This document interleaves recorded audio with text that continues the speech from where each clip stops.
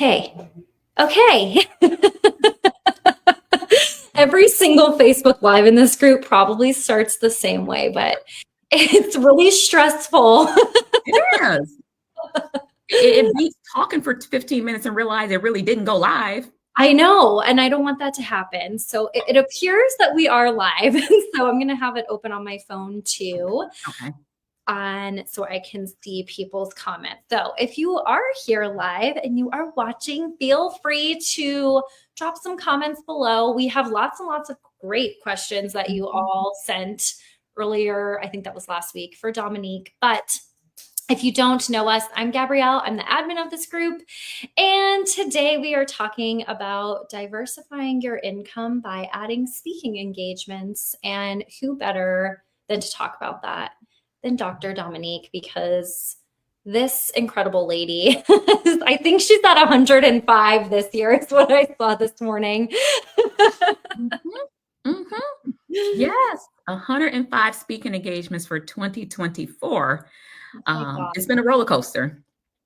That is fucking incredible. So tell us sorry, I'm trying to open this on my phone too. Just give us a quick little intro, who you are, what you do. And then I think it would be helpful too to I want to know more about like how this came about, why speaking. Yeah, definitely. So hello to everyone I don't know. And if you do know me, let me reintroduce myself. I was born to challenge the status quo. I'm Dr. Dominique Pritchett. I'm a organizational wellness strategist, captivating speaker, and consultant, transforming wellness from good to groundbreaking. Okay. When I walk into spaces, I elevate emotional intelligence and agility to prevent burnout, where I'm equipping whoever is in front of me with strategies for lasting change in their life. I hold a doctorate in clinical psychology, a bachelor's in social work. I have been featured in outlets such as BBC London Radio, Shondaland, aka Grey's Anatomy Shonda, the New York Times, Women's Health Magazine, and many more. I'm more than a consultant, a speaker, and a strategist. I'm a woman with a movement. Ooh, I have chills. I don't know if I ever heard you say that before, but I got chills when you said it. It's been in the work. I'm tweaking and turning. So I love it. So I know that you own a private practice. And how did you begin to make the shift into speaking? When was your first speaking engagement? Was that like the catalyst that like sent you into like, I'm going to do this? Build it?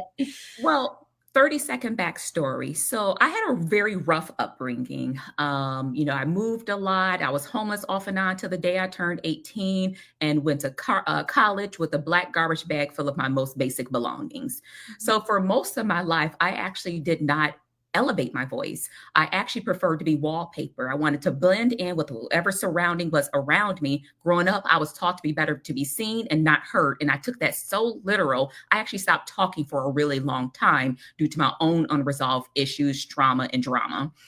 And so my first speaking engagement was actually 14, which is when I opened up my first business. It was hair braiding for the girls on the block. And so I was a longtime volunteer and a consumer of services at this outreach center. And they were like, hey, we want you to go up there and talk about your best assets as a teenager. And people used to call me mean, but I like to think my resilience was misinterpreted. And so my meanness was more of an armor where I didn't want people to see the vulnerable sides of me. So AKA, I was somebody's token black girl up on somebody's stage speaking. And I talked about how great this agency was. And actually, it really was a good agency because I sit on the board now. And so my first speaking engagement was at 14, where I talked about what it was like to braid girls in the neighborhoods, braid their hair to get them to go to school with confidence. So all the while, I didn't really have confidence, but I knew what it looked like. I saw people on TV with it. And so I would go around talking about confidence, like, girl, and I had an attitude as well.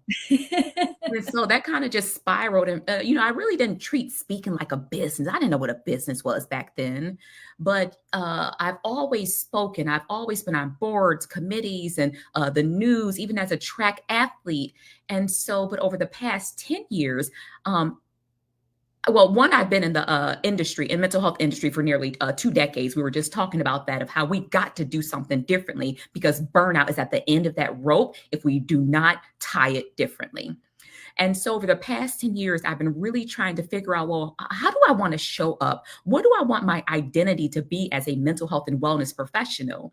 And so I've worked for many agencies, I worked in corporate, and I went on to settle a lawsuit for discrimination and harassment. At that moment, I said, I don't want to work for anyone else per se. I do a lot of 1099 work, but I don't want to work for someone. And so finishing my doctorate, the day my doctorate ended was the week I opened up my private practice, Beloved Wellness Center. Okay.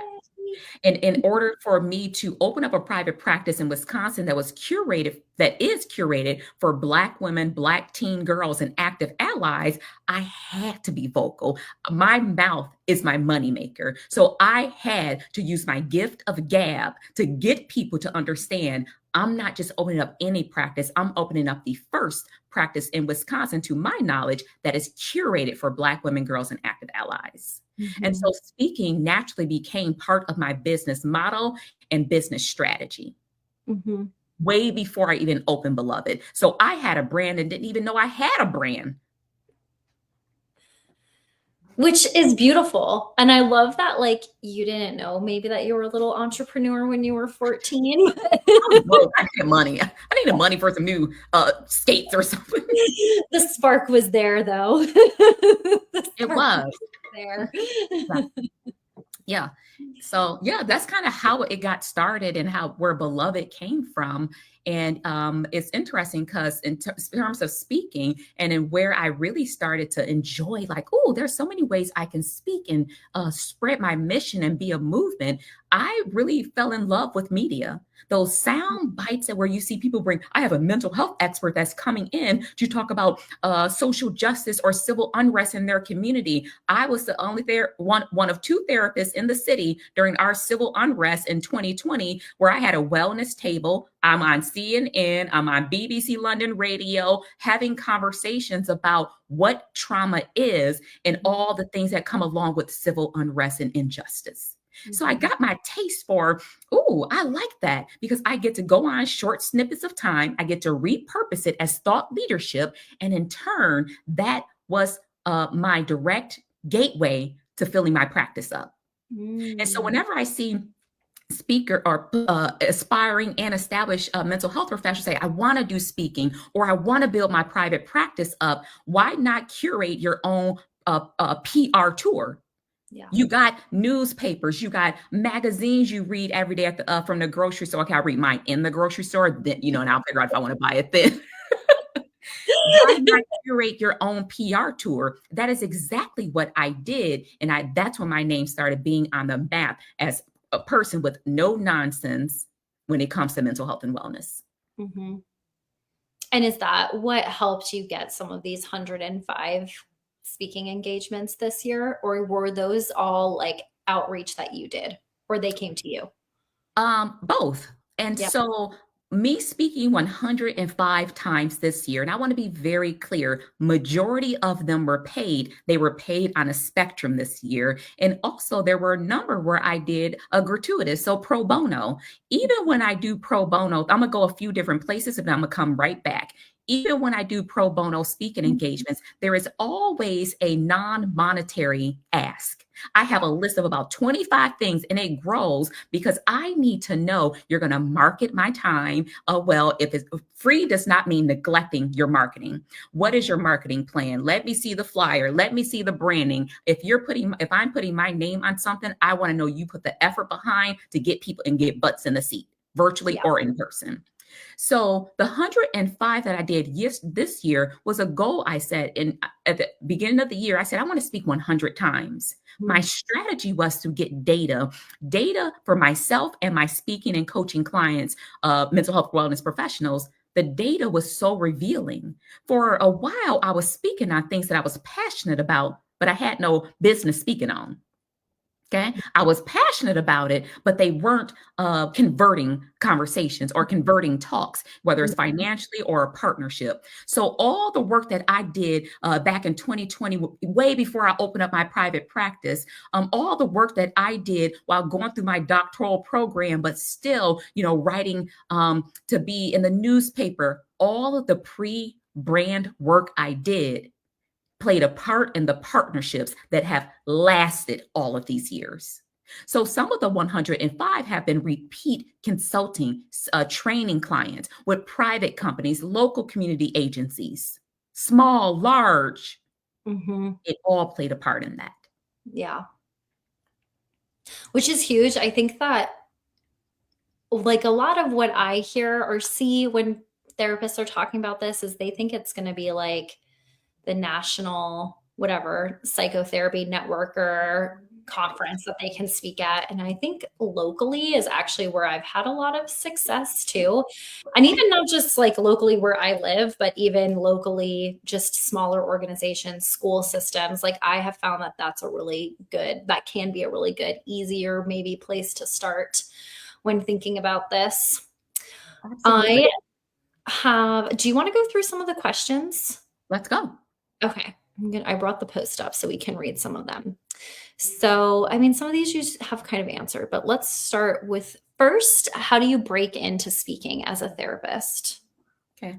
One, you've already broken into it. The day you decided you wanted to become a therapist, and here's the thing, y'all been speaking a long time. We've been speaking for a long time. Whether you were that little girl on the playground where you had all the girls like, okay, I got the scoop, I got the tea, this is what we finna do. You've been speaking for a long time.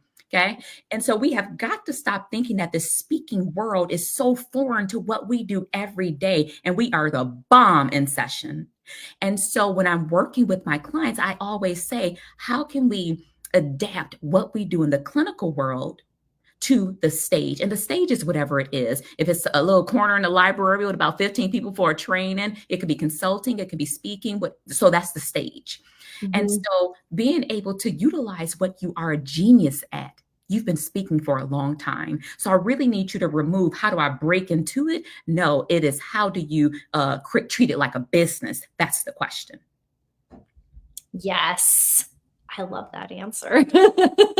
Because when I stopped treating speaking from like a hobby and start treating it like a business, I started showing up like a business. Y'all don't treat y'all therapy practices like hobbies. Okay. Mm-hmm. Y'all got the way y'all be on those no-show policies. Where they be on their consent form, that was in the consent you were supposed to call before 24 hours. Okay. Do the same things with your speaking business. So getting ironclad contracts. Yes, you have to pour back into your business. So I spoke 105 times, but here's the thing. I have a lot of hats I wear outside of being a therapist and a speaker. I'm the PO, power of attorney for health and finances for my grandmother. And so she's living in a dope facility in Illinois, right outside the city where a bunch of rich folks live. And because I want her to get the best care. You think Medicare is covering all of that? No. Okay. So when I get paid money for 100 however many times, that money has to be put back into the business and to take care of my people. Yeah. Okay. So when you are sitting on being the best kept secret, that's quite selfish. I love that mindset shift. How many times have we hit our head, kind of like, well, it's okay that you canceled on me at the last minute. No, your contract said you have this window of time to cancel. And okay, you didn't like something I posted on social media. That is not a legit reason to cancel. Unfortunately, it's not refundable, and I'm okay that you canceled. Mm-hmm. Okay. So you are not new to speaking. But when you shift that mindset of, well, I just want to speak at my church. Churches got budgets. Mm-hmm. Okay? When we look at Pastor's birthday, Pastor had a big birthday party. So that's another thing I want to say. Get out of people's pocketbooks. And people always say, it's not about the money. It is about the money. That's a story we have told ourselves as mental health pros, because throughout our training, my training, I was taught to think broke. Mm-hmm. Yeah. And what that means is when we are helping individuals who are in the depths of their struggles, we were taught that we have to adopt our lifestyle to that. No, I'm not going to be rocking Gucci with my clients, Okay. I'll say that for vacation. So there is good sense you have to use even as a therapist, but treat it like a business and you'll be seen as a business. Mm-hmm. I know I keep saying this, but I really do love that because it's true. You have a strategy for your practice, and we talk a lot about that in this Facebook group, even with your group practice. You have a strategy. You have a strategy to hire people. You have a strategy to market, to use digital marketing for ads to get clients in the door. Speaking is also a business. So yes, treat it like one. Yeah, Um, absolutely. And where you're positioning yourself, I always say each social media platform has a personality. I'm loving Threads right now, loving Threads because how my brain works. Many of you may know I openly live with obsessive compulsive disorder. Okay, I'm stable. I'm in remission, so it's generalized anxiety. That heifer's always right here. She's like, why are you here right now? I don't need anxiety to be here. mhm. But how my brain works, Thread allows me to take all the wordiness, the over explanation out and demonstrate my thought leadership or my genius in sound bites. Guess what? That prepares me to speak on the news. Threads is designed for that. Yeah. LinkedIn is where we see a lot of corporations, organizations who have the budgets. Don't get stuck on likes and loves. Get stuck on who viewed your profile on LinkedIn. How can you establish a connection with them? You see, they keep looking. It might have a face or an organization, but somebody at that university is looking at your profile. Call the university and say, who books your outside mental health speakers? Yeah. That's what LinkedIn allows you to do. Yes. Do not sleep on LinkedIn. Not at I all. actually the last paid training I got was from LinkedIn. So Yes. there you go.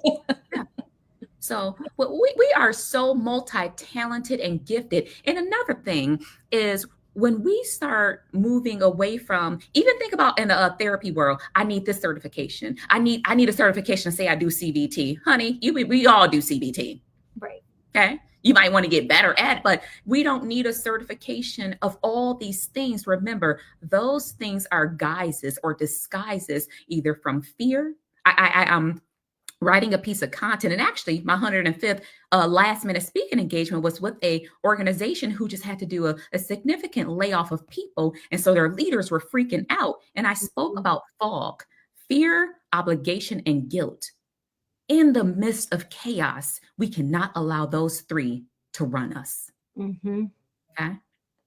And so I encourage you to analyze and look at what fears do you have as it comes to elevating your voice or amplifying your voice. Are you speaking out of obligation because that creates desperation? Then it's not in alignment, and then guilt. Well, they said they this, so I'm gonna just do this for that. That's not an agreement. You're doing it out of guilt. Mm-hmm. Get anchored in your ventral vagal energy, people. Period. Okay. So I've heard about polyvagal for years, okay? But then I heard Gabrielle speak in Italy. And no, actually I've been kind of not stalking her, but secretly creeping on her for a good while now. And she don't know that. But it's just your relatability was like, I was like, dang, that kind of vibes with, how I show up. So that made sense for me to go and get a training and further my understanding of it. Because if I am speaking, how many leaders do you find are operating in whatever system and they're dysregulated? So therefore where I teach about emotional intelligence, I'm asking people to elevate their emotional intelligence when they're dysregulated. Mm-hmm.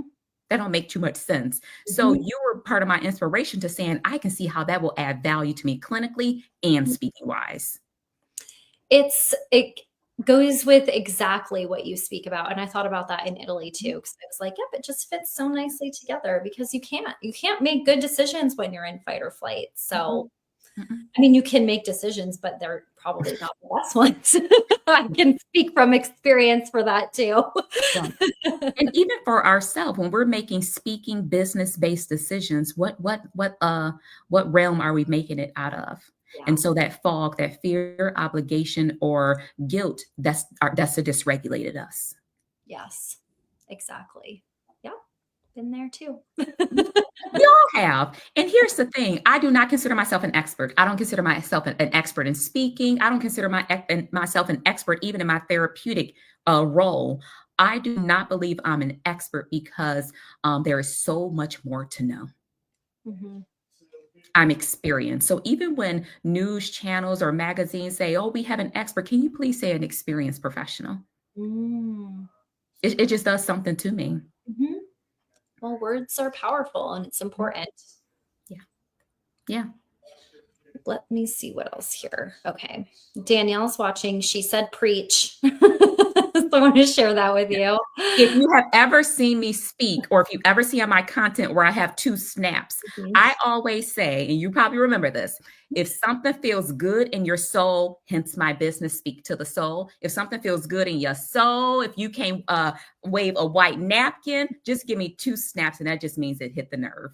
Yes. Yes. That was actually one of my biggest takeaways from Italy. I was like, I'm always going to remember that. That's my thing. Okay, let's see what else people wanted to know. How do you find paid speaking events? I've had one, but they found me. Mm-hmm. Okay, so let's start with the one that found you. One, you need to understand where they found you, how they found you, and why did they pick you. That's data. And so, where do you find speaking engagements? Everywhere. I'm actually going to be rolling out a masterclass webinar in the next 2 weeks, where to find your next speaking engagement. So, no fancy title there, but think about everywhere you shop, everywhere you do business. If you know anything about me, I'm a collector of dope high heels. And I felt a little bit off my rocker when I was in Italy because I just could not fit a pair of heels in my shoes. And I just felt off. That was part of my speaking routine. So I love heels. So in my sleep, sometimes I buy shoes. We'll talk about that later. But I bought 2 of the same pair of heels recently from a shoe store. And so I went in there. They're like, hey, Dominique, y'all should not know me by name. And so they had something, and they said, and I said, wait, you all have a mental wellness program through this shoe store? National brand. And they said, well, yeah, we're just rolling it out. And I said, who's your district manager? Who's your store manager? What day do you all have your team meetings? Do you all book outside speakers? Simple questions, right? Because I am a reoccurring customer, and not just locally, you can do regionally, you can do nationally for the same company, different budget systems. And so the answer to your question, everywhere, it is important that you open your eyes, not just as someone that's navigating the world, but someone that's looking to build partnerships in the world. So where do you bank? Where do you buy your shoes? Where do you buy your grocery stores? Where do y'all eat y'all chicken? One of my homeboys has a great relationship with the chicken place that's closed on Sundays. Mm-hmm. Okay. So remember, we want to kiss this opportunity. Keep it super simple. Yeah. So where do you? I want you all to do this and make a list of the top 10 places where that's taking money out of your bank account. 10 places that's taking money out of your bank account. Do a little bit of research. And this is what we talk about in my Facebook group as well, Speak to the Soul. We talk about strategy, we talk about solutions, and we talk about how to go after them. Selfish plug. And make a list of 10 places that have taken money out of your bank account that you have a partnership with, that you do business with. Look on their website, scroll to the bottom, and they're going to say, our mission, we believe in prioritizing health and family and community. Hold these people to what their mission says. But you have got to have your ish in order. That ish are the foundations of what it's going to take to run a business. You're not going to bring a new therapy client in if you ain't got your consent, you ain't got your EHR, you ain't got a way to schedule the appointments. Why are we accepting people's wanting to do business with them when we don't have our foundations in order? That's where I shine. Mm-hmm. And so make that list, figure out your systems, and pitch them. Pitching can be so simple as figuring out who brings in outside speakers, using ChatGPT to say, hey, I found this shoe company. Give me what you know about them from the past 5 years. Have they been in the media? Have they had money issues? Have there been any layoffs? But also give me the strengths and weaknesses of this company. And if you're able to pull from LinkedIn 5 people that work at that company. Yep. And then you can use hunter.io to search for their emails. You knew it was coming. Mm-hmm. And then you have an email. Mm-hmm. And yes, You can send cold emails. I think therapists are very resistant. I'm using that word to that, to like any kind of cold outreach. But guess what? Like, I get cold outreach all the time. That's how people make deals in other industries all the Yep. time. So there's Yep. nothing wrong with that. It's allowed. It's nothing wrong with it, but don't be cheesy as hell in the email. Don't be like, We will email. I, because I'm like, spam. Yep. Okay. So there is a strategy into cold, but I believe we don't even have to be cold. Let's go back to LinkedIn. The power of LinkedIn is you get to see the roles. People aren't hiding behind this screen glass. You get to see the CEO. You get to see who works at that company. You're not going to pitch the CEO or email them. They don't care about our emails. But you get to see and start connecting with who works there. So spend a week of just seeing how they showing up. What are they posting? Comment. Your name should not be new when you reach out. Say, I really love that post you just made on LinkedIn the other day about managing stress in a workplace. I'm curious, who books you all outside speakers for mental health? Don't go and stop hiding behind your coaching programs. And I teach signature messaging and methodologies. I teach that, but stop hiding behind that in your pitches. If I broke my leg, I don't care who made the machine. Take the x-ray and fix my leg. Okay?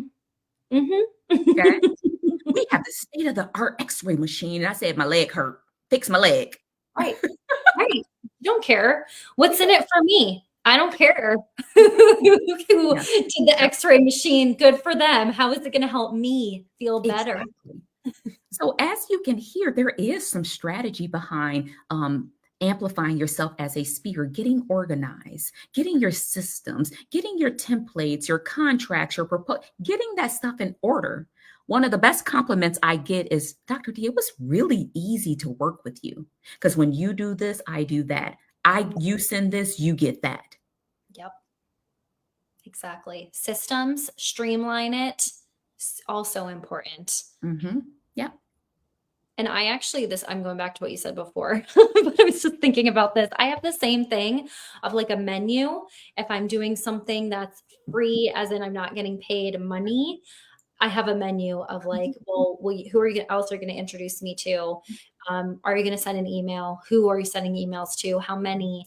Can you write me a LinkedIn recommendation? Can you write me a Google review? Are you going to have a photographer there? Well, I get free pictures of me speaking out of this. So there are lots of really good things that you can still get if you speak for free. And I know that I spoke for free at a pretty well-known conference in Colorado. I think this was a year ago now. And I got 4 paid speaking engagements / trainings just from that one thing. So yes, it was free, but because I knew it was established, the type of people that went there are my target audience. Like I knew that there would be more that was coming from it. Absolutely. Absolutely. Because people think free means you get to half-ass it. It would suck if your next opportunity was in that audience and you decided to show up half-assed because they didn't pay you. Even if someone paid you and you negotiated $7,000 off your full rate, you still can do that ask. Hey, we weren't able to meet me at my full rate. Let's look at this list of things. What is blah, blah, blah, blah, blah. Don't just take their word for it. Make sure it's in your contract. Because if they said they're going to get you pictures, get your pictures. If they said this, get that. So contracts are huge. But yeah, this past fall, so in October, I hosted my first business retreat in Cape Town, South Africa, and it was all about speaking. And so everything you can imagine went wrong in terms of coming on the cusp of 2 major hurricanes. And most of my participants were you all, to the point where I just started giving some of you your money back. And I was like, do it. Dumb business move. But my spirit felt good. And so my numbers dropped drastically and 5 people showed up. I spoke to that 5 as though it was 5,000. Yeah. And when I tell that story online, they say, oh, there was a story about it. Okay. I created a campaign around don't give up. What do you do when your department shrinks by this because of retention and all of that? So you hear me talk a lot about employers and companies and colleges and universities. You got to know who you're talking to. And I love that that happened for you. And that goes to show when you still show up and treat people like people and treat people right, your blessings will flow. Mhm. Yep, because I believe the same thing. Like, even if it's, I learned this from teaching Zumba. I don't care if they're, and I have taught a class to one person, which by the way is super awkward, but I teach the class like with one, the same that I teach it when I have 50 people. Yep. And because that's still one person and it still makes a difference. And that Mhm. one person is going to go tell somebody else who's going to go tell somebody else. So you never know. Yep. What about setting pricing? This actually, I guess she's a client, but she's also a really good friend, Rachel, who's going to meet with you. Actually, that was her I'm so excited to be with her. I love her. You're gonna love her.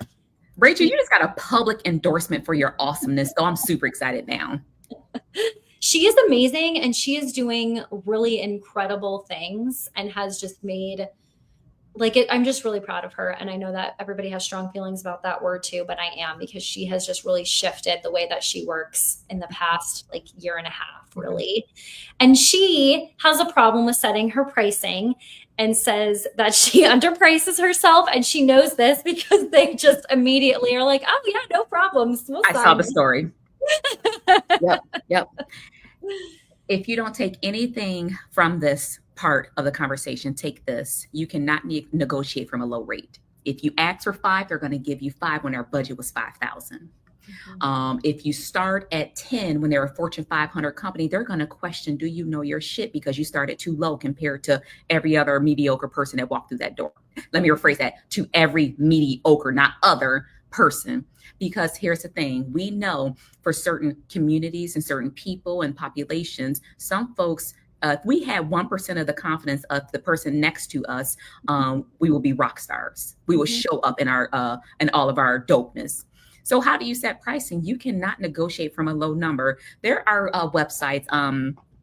Is it speakerlab.com. I've tried it. It didn't really make much sense to me, but it can give you a gist of, and I think they take a conglomerate of people who say, you do this, you do that, you speak about that, and that's the audience. So they kind of pull an aggregate of information to give you a starting number.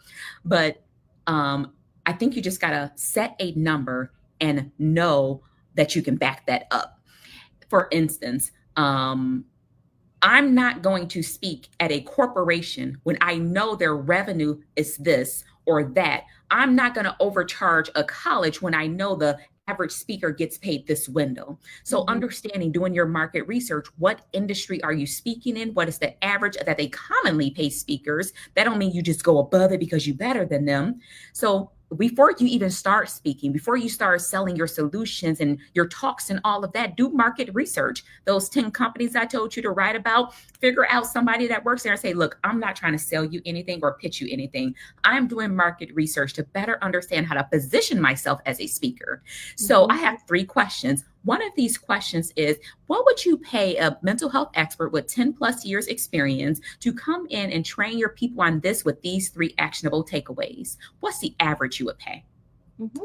Do that 10, 15, 20 times. Then you can kind of see, okay, this company with 50 to 100 employees, that's the range for them. Okay. Colleges, they might not go over 7,500 for their first go around. Okay. So it does take the work. Could you delegate this? I believe you need to know what you're asking first before you start delegating stuff to your assistant and all of that. Yes. So Rachel, keep that in mind. You cannot negotiate from a low number. I think last year I overpriced myself and it was stressful because when people hear the number, they shut off. But also people are showing up on your clarity calls to do business. Okay. To do business. So for my keynotes as of today, and I might be undercharging, I start at 15K. Okay. For workshops going up in increments, I start at that. I say, identify your number, know you can back it up. This is the second thing I want you to take away in between everything I just said. No one can pay you your worth. No one can pay you your worth. We are worth more than gold. So don't get it tied and I'm worth more than that. Well, no, shoot, Sherlock. Okay. But now you got to base it on time, investment, take a value. So there's some science behind that as well. Mhm.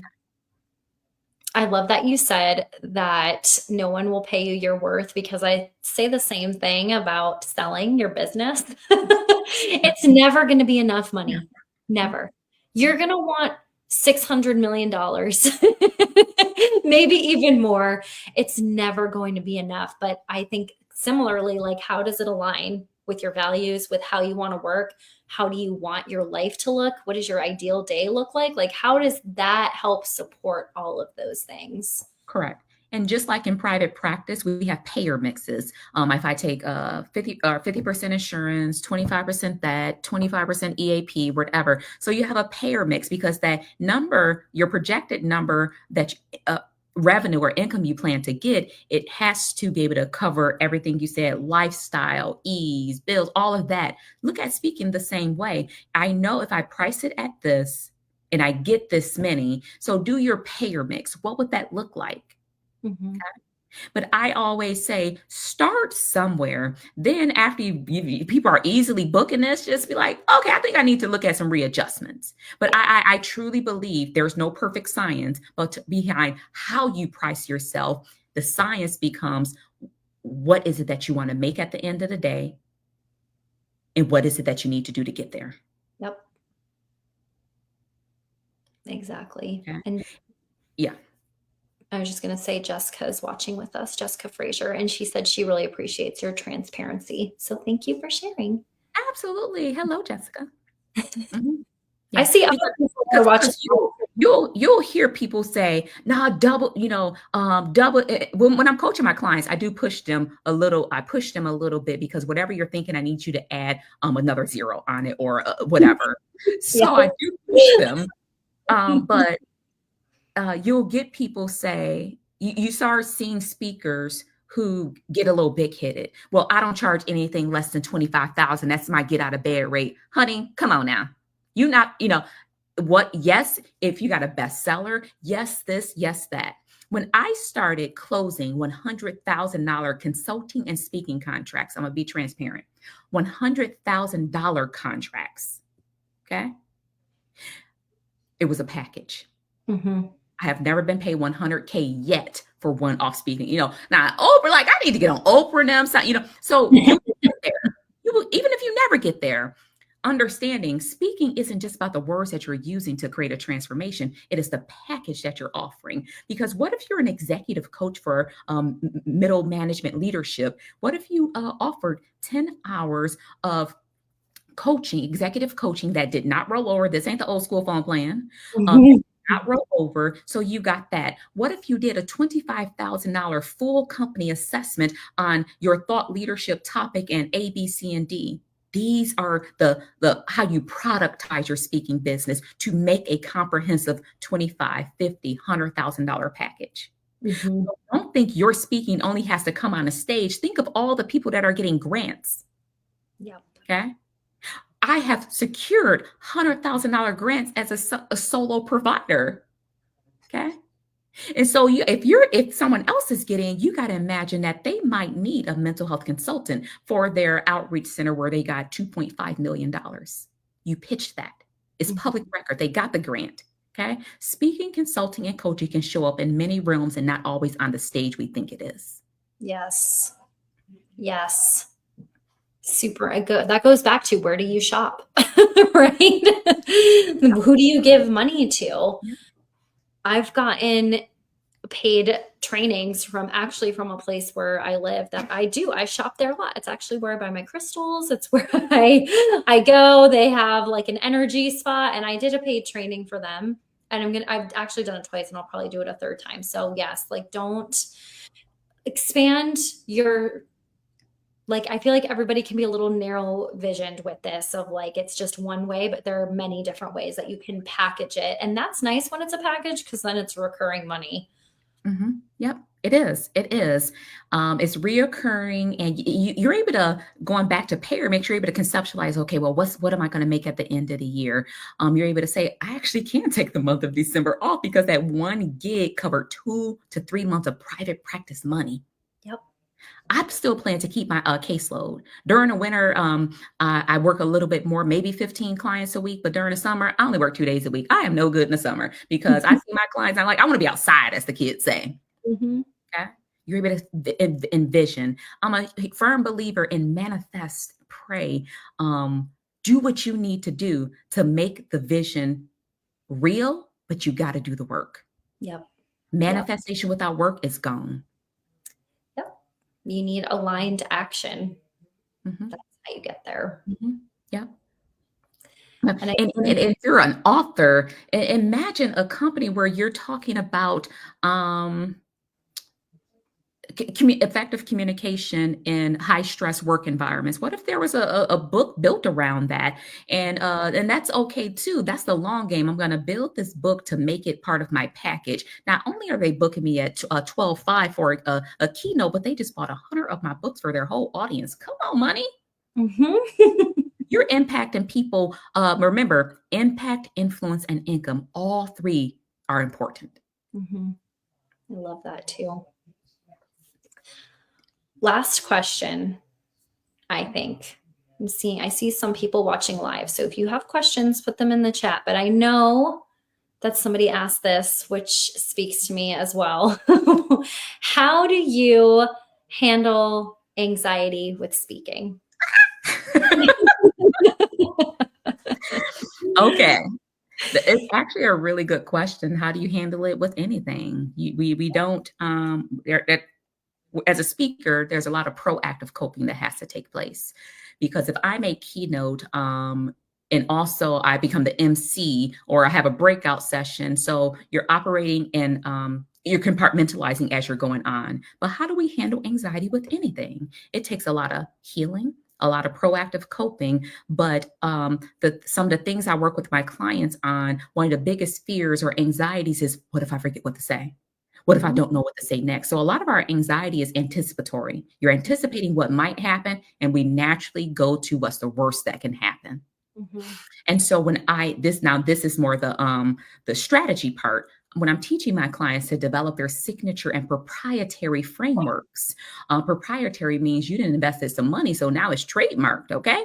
And so when you're investing time into understanding that no matter where you speak, no matter what you talk about, when you have a framework, a way to organize your information, only you are going to know you're going to say next.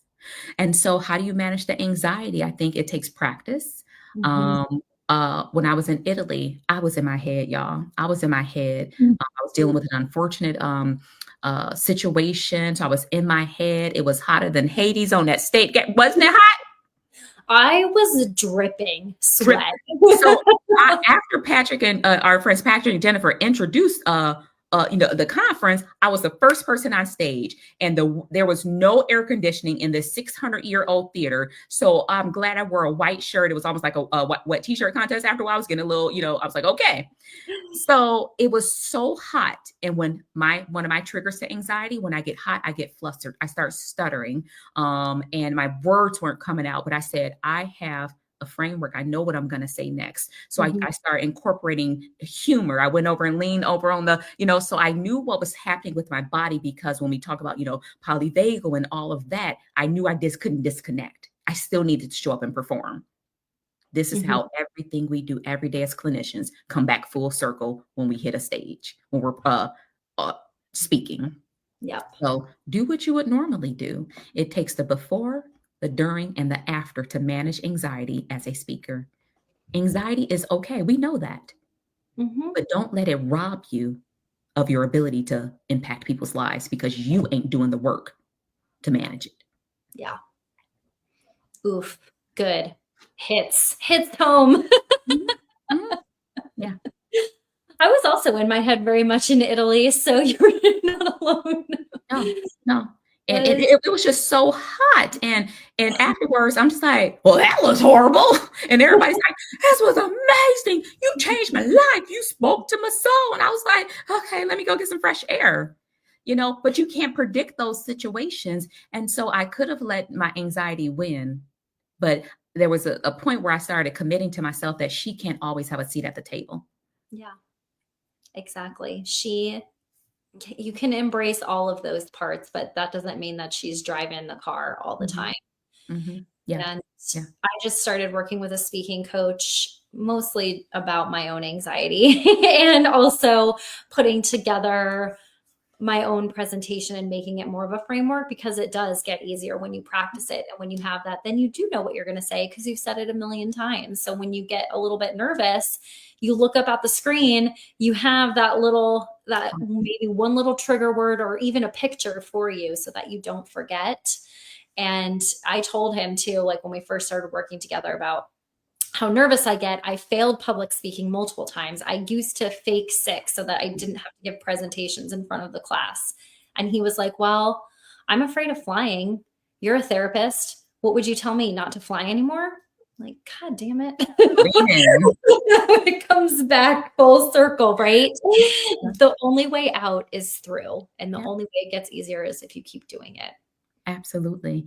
Another thing, so you mentioned, you're investing. We are always investing in ourselves, and some investments are going to be hit or miss. Some of them are going to be just the tool you need, but you cannot, it's going to be very difficult to grow at the capacity and the speed you want to. Not speed as you're just going too fast, but it's time that we stop acting like we're starting at the bottom and start acting like we're starting at the top. Mm-hmm. Visualize, manifest. Yeah. And I had to do a lot of healing work. I actually had to do some EMDR because one of my traumas from last year's, I almost died, and it was with someone I was so close with, and they were connected to my speaking world, and so I developed this ick towards speaking, and it was 2 weeks before my biggest speaking engagement. Oh my God. That speaking engagement set me up for many years to come in terms of I'm going to still go hard, but I'm going to be okay, if you know what I mean.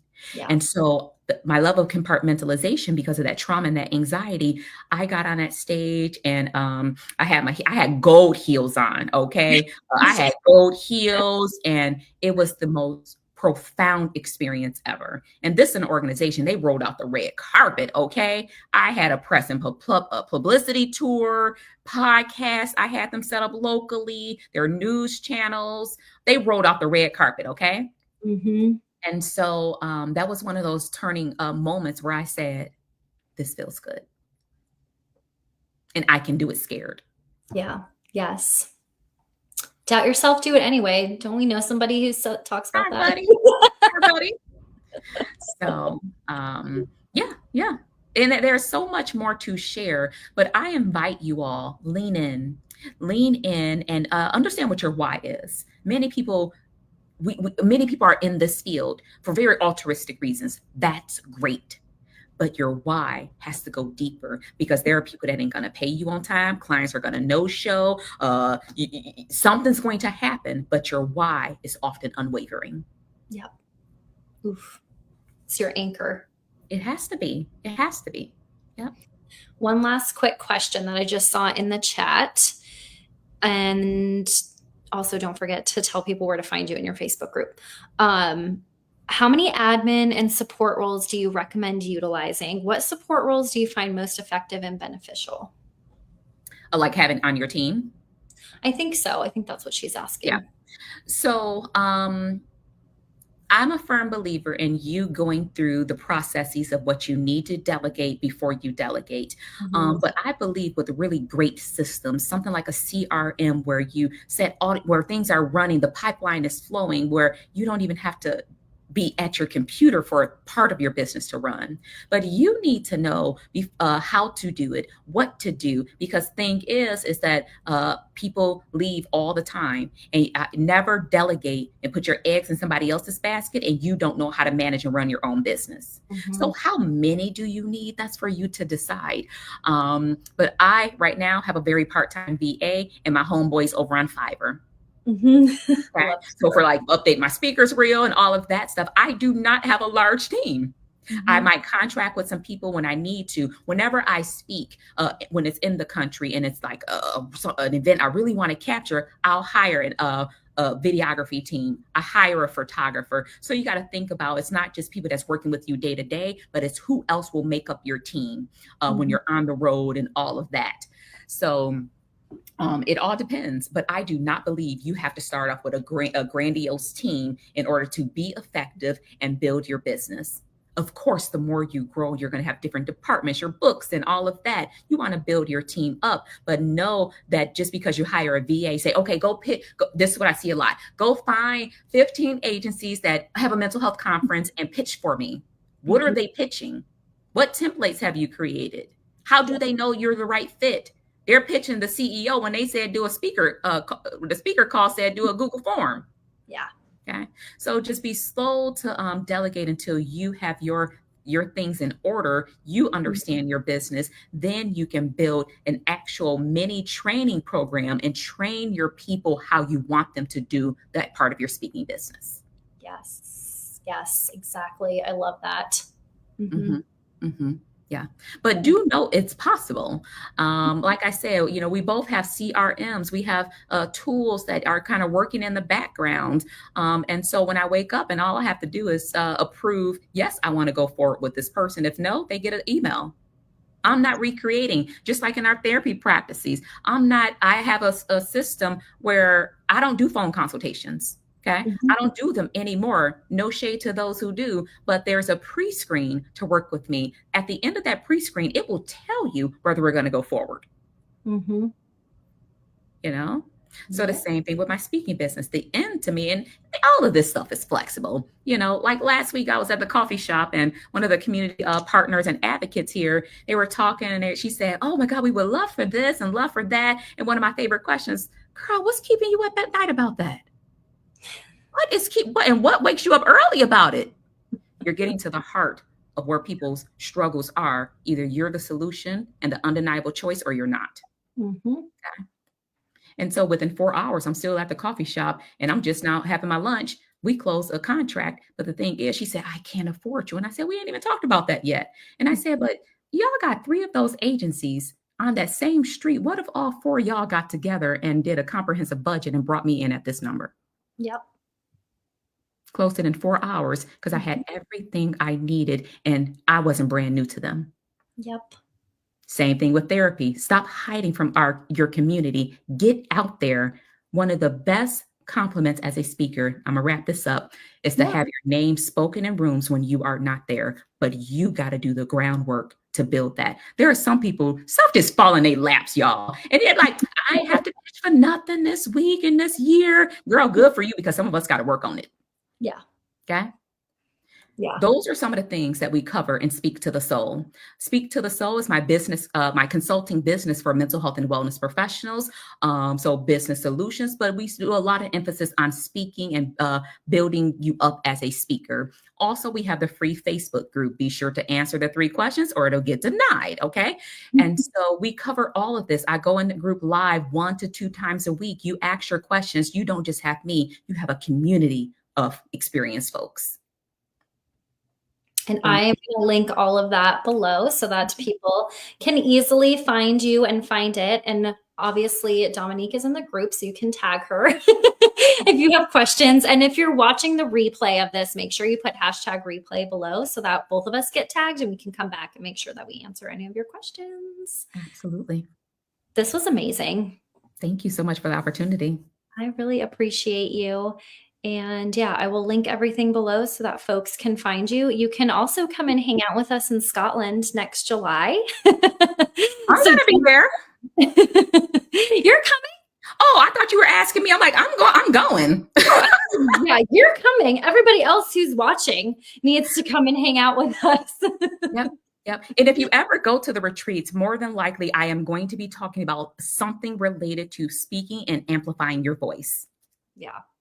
And I think too, I mean, hopefully I'm not speaking out of turn here, but I know for me and I know for you too, I think that like if you're there with us, we're happy to just, do a little pick my brain. I hate that word, but if we're sitting together having breakfast and lunch, like we're happy to help answer some of your questions about these things. Absolutely. That's what happened in Italy. And it's very organic too. It happened in Italy. We were eating breakfast and somebody's like, well, you said that, but you said that. And I said, well, what if you looked at it from this way? And so, but even within your group, my group, there does cross a threshold where I'm going to say, time to invest in some coaching, but if we're there, we're naturally building community because y'all did invest that to go home empty handed. Yeah, exactly. I'm okay with saying, sounds like the investment's coming in. I will not say that. Okay. So I don't like pick my brain because I don't like pain. Yeah. So I agree with you. Okay. I have taken enough of your time. This was amazing. Thank you thank so, you. so much. Everything will be linked below. And yes, remember #replay if you have questions so we get notified and we can come back and answer them. And thank you again for spending the time with us today, Dominique. Awesome. Bye, y'all. Bye.